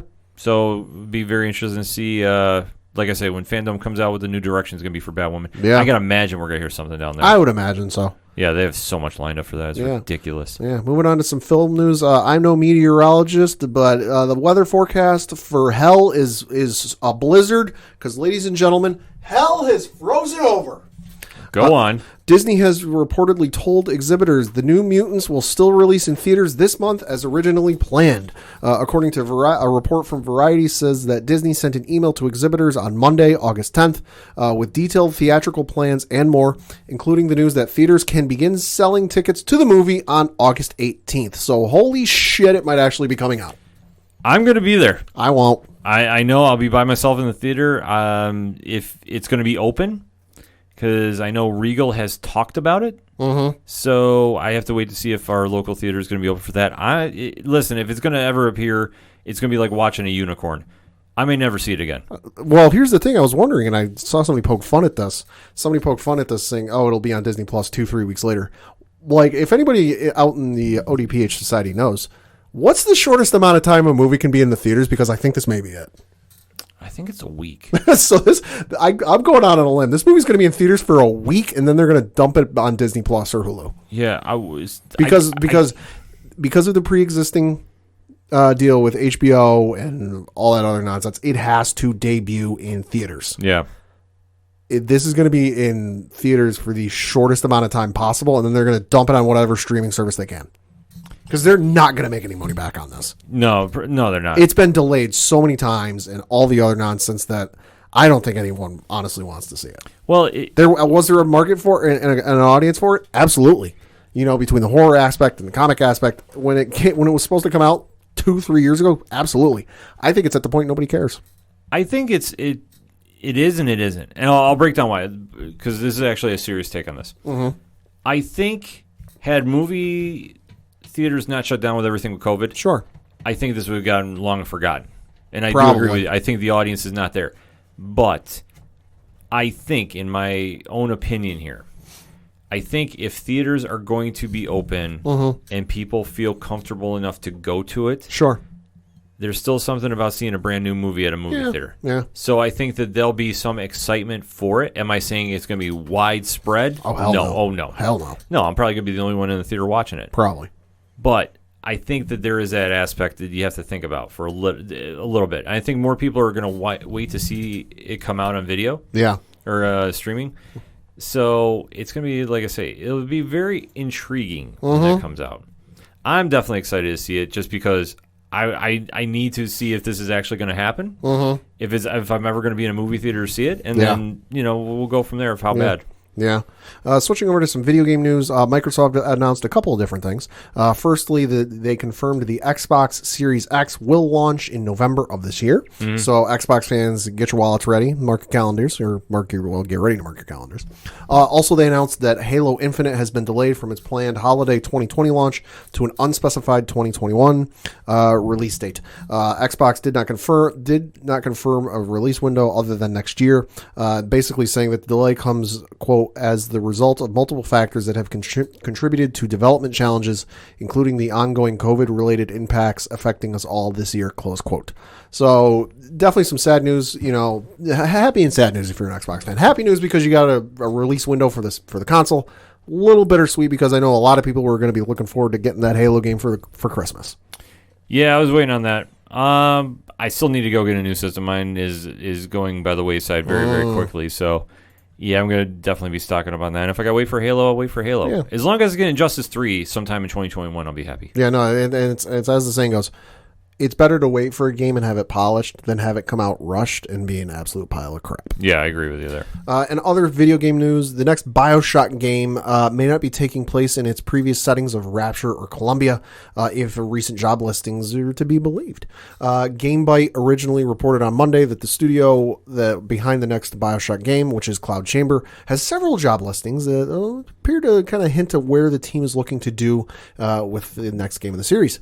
The listings ask for experience with Unreal Engine 4 and experience in scripted cinematic sequences, amongst other things. The listing also mentions, quote, a new and fantastical world. So looks like the next BioShock game is maybe not any immediate future if they're just doing job listings or what have you, but not something we haven't previously seen, which, I'm all right with that. It's good to have some variety and not go to the same places every time when it comes to sequel video games. Yeah, you gotta switch it up. Yeah. I mean, if it's the same thing, it's like, why would people buy it? Also, in some video game news, this one very shocking. Street Fighter producer Yoshinori Ono is leaving Capcom after almost 30 years. Get out. Woo, yeah, so according to the article on IGN.com, Street Fighter producer and Capcom developer Yoshinori Ono has announced that he will be resigning from the company he's worked with for almost 30 years this summer. He took to Twitter to explain his decision, and he began by bringing up the challenges that the COVID-19 pandemic have brought upon the world and how it has impacted the Capcom Pro Tour and its format for 2020. He then moved on to talk about his departure and described how much Street Fighter and its community have meant to him, saying, quote, I have been with the Street Fighter brand for a long time, experiencing good times, bad times, and even non-existent times. My heart is filled with appreciation to those players who have been giving warm and kind support on the brand, especially little over the past decade or so, as all the activities on the Street Fighter brand regained sunshine and grew its liveliness. And now, after serving almost 30 years at Capcom, I am leaving the company this summer. This means that I will resign my position as the brand manager for Capcom's various titles, including Street Fighter. Capcom staff and in the new generation will continue taking care of the Street Fighter brand and leading the World Warriors, and I do believe that they will continue making Street Fighter extraordinary. I will look forward to seeing the new Street Fighter brand and how it's going to be expanded as just one of the regular gamers next time around, close quotes. So definitely very shocking. If there's anyone who, attached to a video game series, you think of Mario and Zelda and a bunch of others, but man, Yoshinori Ono leaving Capcom. Oof. That's a big deal. If you're not too familiar, he is Street Fighter. He is Capcom. That's huge. Yeah. And I mean, wow, 30 years, man. That's just trying to wrap my head around that is Yeah, no, it's absolutely wild. Also, in some more video game news, we got kind of an update to one we mentioned a couple weeks or maybe even a month or so ago. Talked about the possibility that Warner Brothers Interactive, which is the gaming portion of Warner Brothers Media, which includes studios such as Rocksteady, NetherRealm, may not actually be currently up for sale. Okay. So this is according to a new statement from Warner Media CEO Jason Kilar. that they may not be sold for now. He sent out a Warner Media organization update back on Friday, August 7th, and he gave it extensive updates as to the future plans of the company, as well as to who will be leading certain divisions. In that letter, he mentioned that, quote, Warner Brothers Interactive remains part of the studios and networks group.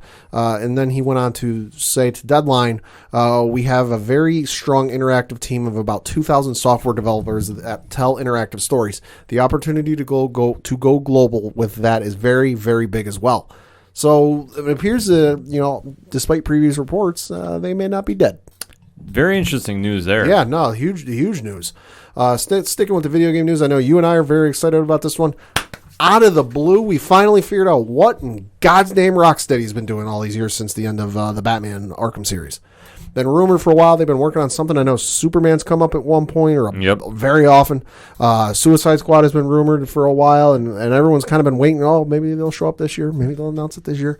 Out of the blue, it got dropped. They're working on the Rocksteady Studios Twitter account. They tweeted, quote, target locked, hashtag DC Fandom, August 22nd, hashtag Suicide Squad game, with a photo of what appears to be Superman, could be Bizarro, never know, because the person's facing forwards and you can't see anything, with a target on said character's head, with an interlocking X spelled out with Suicide Squad, so we know what they're doing.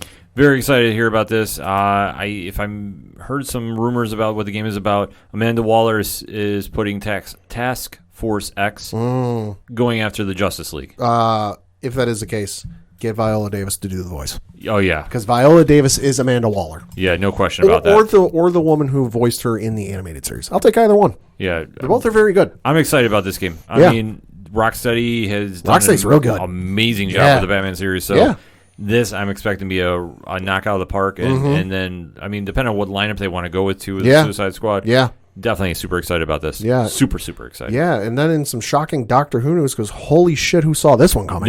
Nobody. For those who are Doctor Who fans, Christopher Eccleston is returning as the Ninth Doctor. Somebody check my pulse. Is hell frozen over again? I think so. Yeah, so for those who remember, Christopher Eccleston issued in the new era of Doctor Who way back in, God, what was it, 2005? Yeah, I believe 2005. After a brief hiatus of the show, only did one season, one and done, and has had nothing to really do with the series ever since. They had the 50th anniversary show where they were having all the living doctors appear on screen, and even the ones who weren't there on screen. He turned it down.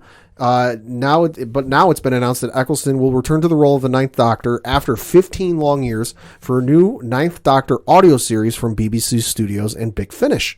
The series will feature 12 full cast audio adventures due to be released across 4 box sets, starting with Volume 1 in May 2021.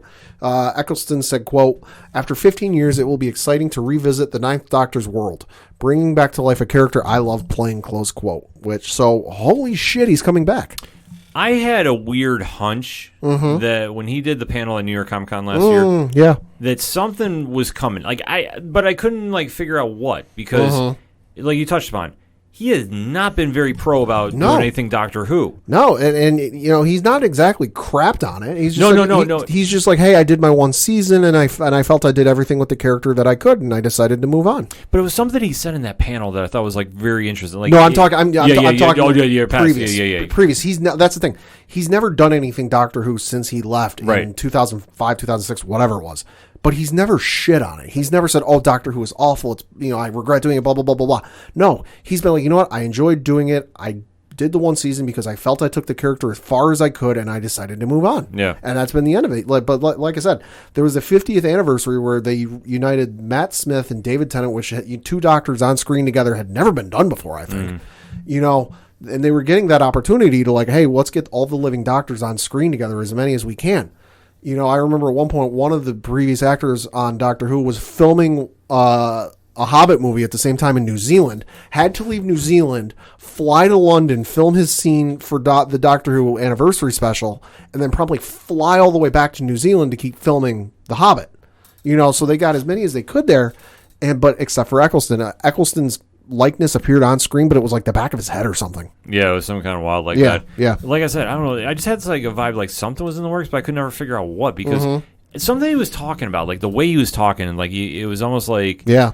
Reminiscing a little too much. Like, I'd love to come back, I just don't know how. Yeah. So this, though, Yeah. nobody saw coming. Yeah, and then lastly, in shocking things that are coming back that I'm real excited for, it's been announced that after 22 years since the final episode of Animaniacs, it's coming back.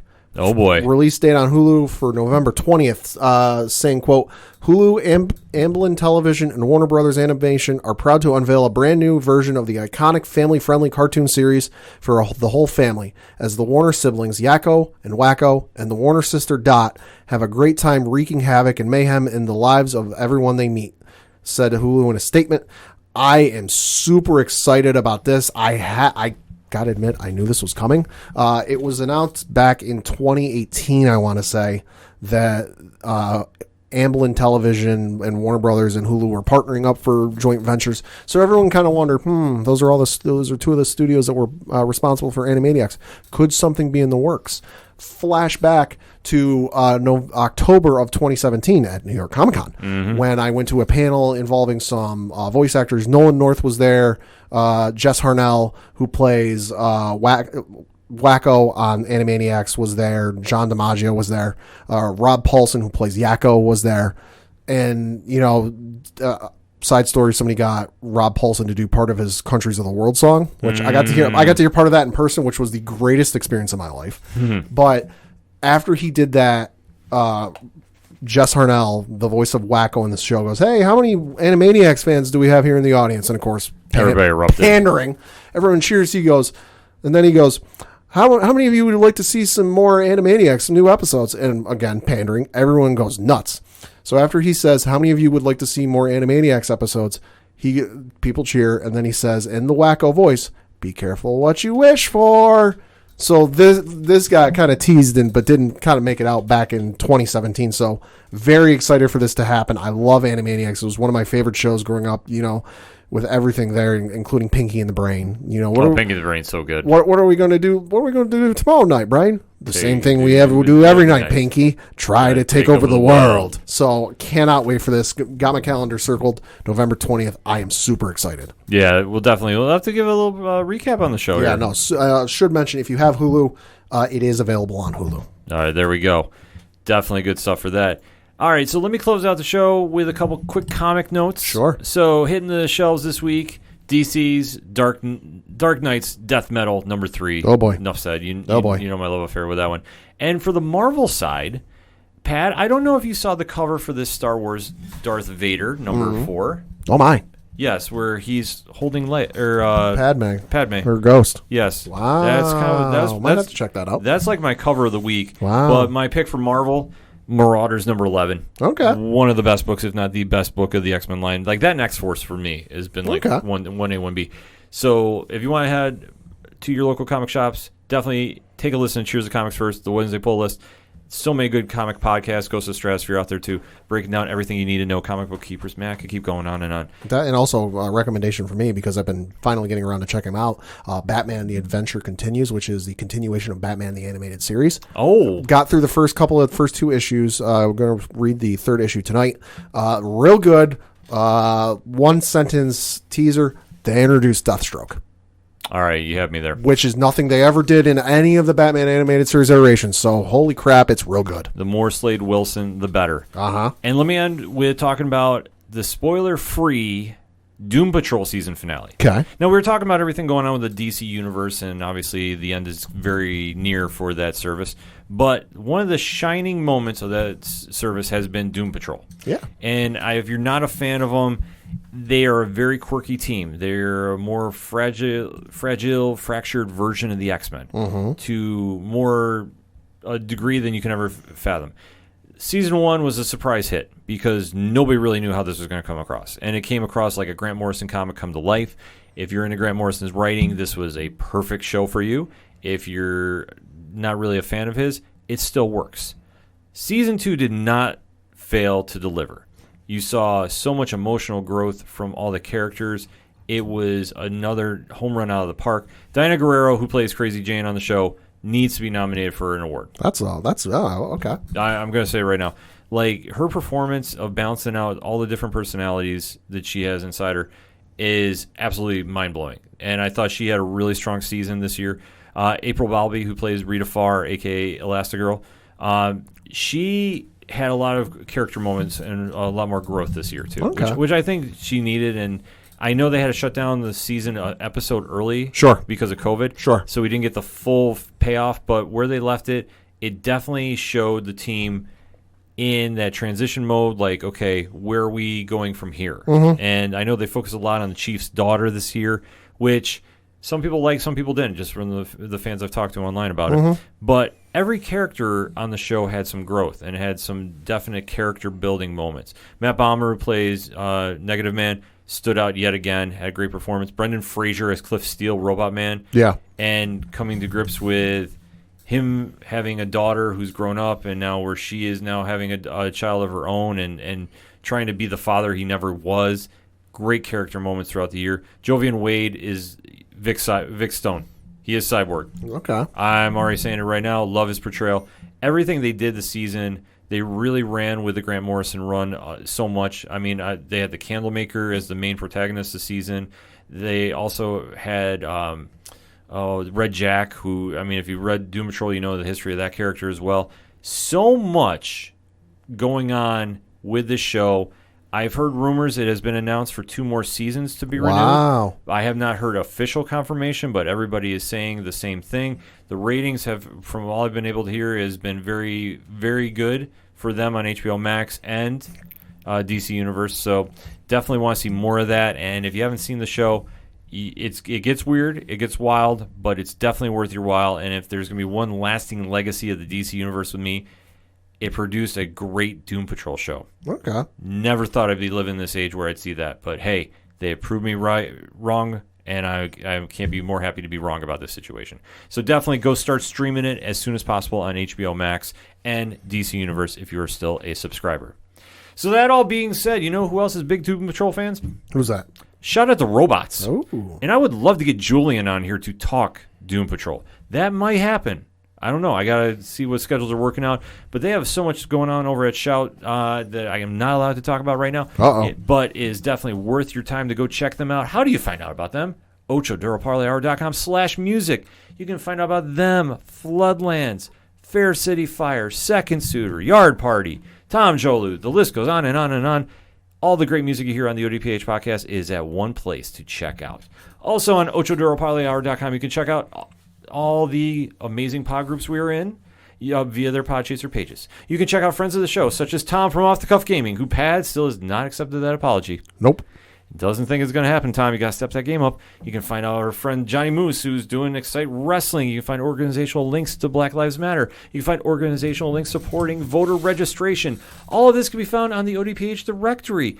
All of this, plus Parlay Points, which we're redoing the blog section. Going to have some stuff coming out in a little while. Don't want to spoil that too much.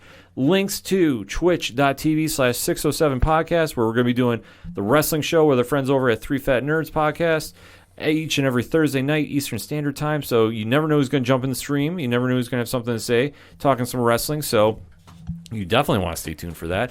And this week, we're going to be doing some more coverage of the UFC big fight card that's coming up. Yeah. UFC 252. So if you're into the sports, you definitely want to stop by the stream. You just want to stop by and say hi. You can do all that and so much more at OchoDuroParlayHour.com.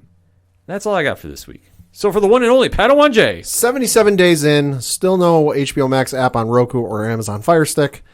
28 days in, still no Peacock app on Roku or Amazon Fire Stick. Nobody does it better with the stats than the one and only Padawan J. I'm your host, Ken M. Thank you, as always, for listening to the ODPH podcast, better known as the Ocho Duro Parlay Hour. See you next time.